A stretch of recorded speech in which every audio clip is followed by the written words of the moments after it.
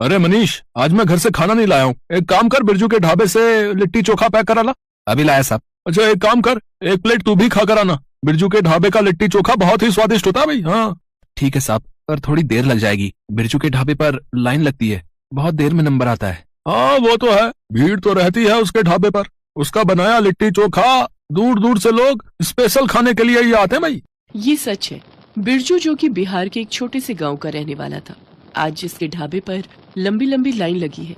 किसी समय में बिरजू का परिवार गांव में सबसे गरीब परिवार था। आज जिस बिरजू के पास अपना मकान और बढ़िया चलता हुआ ढाबा है, उस बिरजू के पास अपना घर भी नहीं था। एक छोटा सा किराए का कमरा था। देख बिरजू, अगर इस महीने घर का किराया नहीं दिया तो तू अपने बीवी बच्चों को लेकर कहीं और रहने का बंदोबस्त कर लेना। लाला जी, इस महीने तो बहुत मुश्किल है, कोई भी काम नहीं मिल रहा, बहुत परेशानी है। आप तो जानते ही हो, मैंने अपनी जमीन बेचकर आपका पिछला सारा कर्जा चुका दिया। बस 1-2 महीने की बात है, मुझे कोई काम मिल जाएगा तो मैं आपको किराए के पैसे दे दूंगा। नहीं अब और नहीं, मैं 15 दिन बाद फिर आऊंगा। तू मेरे रुपए तैयार रखना, उसी दिन घर खाली करवा लूंगा। अब क्या करूं, 15 दिन में इतने सारे रुपए कहाँ से लाऊंगा? कुछ तो सोचना ही पड़ेगा। मैं लाला को अच्छे से जानती हूँ, वो हमें घर से बाहर निकाल देगा अगर तुमने उसे किराया नहीं दिया। कुछ तो करो जी, अपने दोनों बच्चों को लेकर हम कहाँ जाएंगे? तू चिंता मत कर शांति, सब ठीक हो जाएगा। मैं कल सुबह ही बस से महेश के पास मुंबई चला जाता हूँ। महेश कोई ना कोई काम मुझे दिलवाई देगा, और जैसे ही काम सेट होगा मैं लौट आऊंगा। तब तक देखता हूँ, उससे कुछ रुपए उधार ले लूंगा, फिर उससे चुका दूंगा। तुम मेरे 1-2 जोड़ी कपड़े झोले में डाल दे, सुबह तड़के बस निकलती है, मुझे जल्दी उठना होगा। बिरजू का दोस्त महेश मुंबई में एक कपड़ा मिल में नौकरी करता था। बिरजू जैसे तैसे कुछ रुपए उधार लेकर मुंबई की टिकट खरीदकर अपने दोस्त महेश के पास मुंबई पहुंचता है। तू चिंता मत कर यार, यहाँ सब ठीक हो जाएगा। तू मेरे साथ कल ही मालिक के पास चलना, मैं तुझे काम पे लगवा दूंगा, ठीक है? अच्छा ठीक है, तब तक मैं रात के खाने की तैयारी करता हूँ, ठीक है? तो रुक, आज मैं तुझे अपने हाथ का कुछ बनाकर खिलाता हूँ। बोल क्या खाएगा?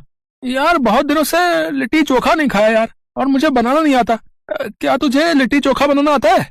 लिट्टी चोखा? हाँ, वो तो बहुत आसान है। आज मैं तेरे लिए बढ़िया सा लिट्टी चोखा ही बनाता हूँ। ये हुई ना यार बात। चल आज दोनों दोस्त मिलकर एक साथ लिट्टी चोखा खाएंगे। मुझे बता दे क्या क्या सामान लाना है, मैं ले आऊंगा। महेश की पत्नी और बच्चे गांव में रहते थे, इसलिए वो मुंबई में अकेला रहता था और वो खुद ही खाना बनाकर खाता था। बिरजू बहुत ही बढ़िया और स्वादिष्ट लिट्टी चोखा बनाकर तैयार करता है। बिरजू यार, तेरे हाथों में तो जादू है यार। तू एक काम क्यों नहीं करता? तू यहाँ मुंबई में अगर लिट्टी चोखा बेचे तो तेरी अच्छी कमाई हो जाएगी यार। क्यों ना तू इसका ठेला लगा ले? बड़ा शहर है, समुद्र किनारे जुहू चौपाटी पर, तेरी अच्छी बिक्री हो जाएगी। पर ठेला लगाने के लिए तो पैसों की जरूरत पड़ेगी ना, और मेरे पास। अरे तू चिंता मत कर यार, मैं सब इंतजाम कर दूंगा ना। कुछ समय में ही महेश ने सारा इंतजाम कर लिया। महेश काफी समय से मुंबई में रह रहा था। वो बहुत से लोगों को जानता था जो खाने पीने की चीजों का ठेला लगाते थे। बिरजू का लिट्टी चोखे का ठेला तैयार हो जाता है और वो जुहू चौपाटी पर ठेला लगाने लगता है। शुरू शुरू में बिरजू के ठेले पर ग्राहक कम आते थे, क्योंकि हर किसी ने इस व्यंजन को नहीं खाया था। पर जो भी आता वो लिट्टी चोखे की बहुत तारीफ करता। कहा भैया बहुत ही स्वादिष्ट बनाया।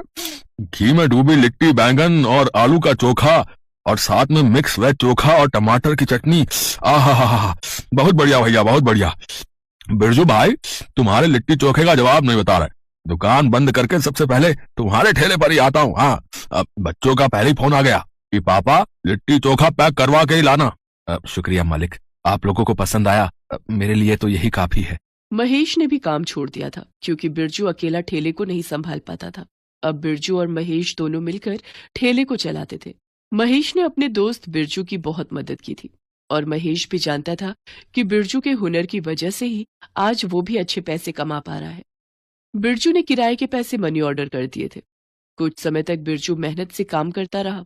जब उसने अच्छे पैसे कमा लिए तो एक दिन बिरजू और महेश ने मिलकर अपना ढाबा खोल लिया। बिरजू को गांव से आए 1 साल होने वाला था। महेश, अब तो हमारा काम अच्छा चल गया है, क्यों ना हम अपने परिवार को यहीं बुला ले। बीवी बच्चे कब तक गांव में रहेंगे? यहाँ शहर में रहेंगे तो बच्चों को स्कूल में पढ़ा लिखा देंगे। तू ठीक कह रहा यार बिरजू, बहुत समय से उनसे मिले भी नहीं है, कल ही उनकी टिकट करवा देते हैं। बिरजू और महेश अपने अपने परिवार मुंबई बुला लेते हैं। बिरजू और महेश के बच्चों को सरकारी स्कूल में दाखिला मिल जाता है और धीरे धीरे उनका काम और अच्छा चलने लगता है। आज बिरजू को लिट्टी चोखे का ठेला लगाते हुए 3 साल बीत चुके हैं। बिरजू और महेश दोनों के पास भले ही एक एक कमरे का मकान है, पर अपना है। दोनों मेहनत करके ढाबे पर अच्छी कमाई कर लेते हैं।